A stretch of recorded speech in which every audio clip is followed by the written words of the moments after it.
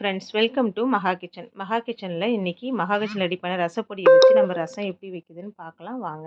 அதுக்கு ஒரு குழி சைஸு புளி எடுத்துக்கோங்க. தக்காளி நான் ஒரு 3 தக்காளிங்க. எப்பயுமே நான் தக்காளி வந்து அதிகமாக எடுத்துப்பேங்க. புளி கம்மியாக தான் எடுத்துருப்பேன்.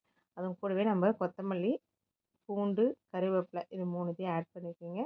கூடவே ஒரு ஸ்பூன் மஞ்சத்தூள், ரசத்துக்கு தேவையான கல் உப்புங்க. மஞ்சத்தூள் வந்து ரசப்பொடியிலே இருக்குங்க, இருந்தாலும் கொஞ்சம் சேர்த்துக்குங்க. அவ்வளோதாங்க. இப்போ மகாஸ் கிச்சனில் ரெடி பண்ண ரசப்பொடிங்க. நான் இதில் வந்து 2, 2 1/2 ஸ்பூன் போடுறேங்க. நான் ஒரு 4 பேருக்கு வைக்கிறேன், அதனால் போடுறேன். தேவைப்படுறவங்க அதுக்கேற்ற மாதிரி நீங்கள் அளவு போட்டுக்கோங்க.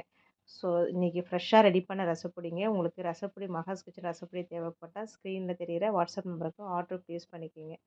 இப்போது நம்ம ஒரு கடாயை வச்சுக்கோங்க. அதில் 2 ஸ்பூன் எண்ணெய் விட்டுக்குங்க. எண்ணெய் காஞ்சதுக்கப்புறம் கடுகு, ஜீரகம், ஒரு பச்சை மிளகா, காஞ்ச மிளகா ஒரு 2ங்க.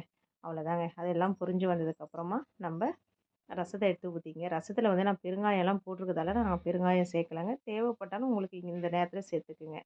அவ்வளோதாங்க. ரசம் ரொம்ப நேரம் கொதிக்க விடக்கூடாதுங்க. லைட்டாக நுரத்தள்ளி வரும்போதே நம்ம ஆஃப் பண்ணிக்கணுங்க. அவ்வளோதாங்க. இந்த ஸ்டேஜ் வந்தோன்னா ஆஃப் பண்ணிவிட்டு ஒரு தட்டு போட்டு மூடிடுங்க. அவ்வளோதாங்க. இப்போது நம்ம சுட சுட ரசங்க. சுட சுட ரசம், அதுக்கேற்ற மாதிரி சுட சுட ரைஸுங்க. அதுவும் கூட மிக்ஸ் பண்ணி நம்ம சாப்பிட்டு பாருங்களேன், செம்ம டேஸ்ட்டாக இருக்குங்க. ரசமும் சூடாக இருக்கணும், சாதமும் சூடாக வச்சுட்டு அதுவும் கூட நான் உருளைக்கிழங்கு பொரியல் வச்சுருக்கேங்க.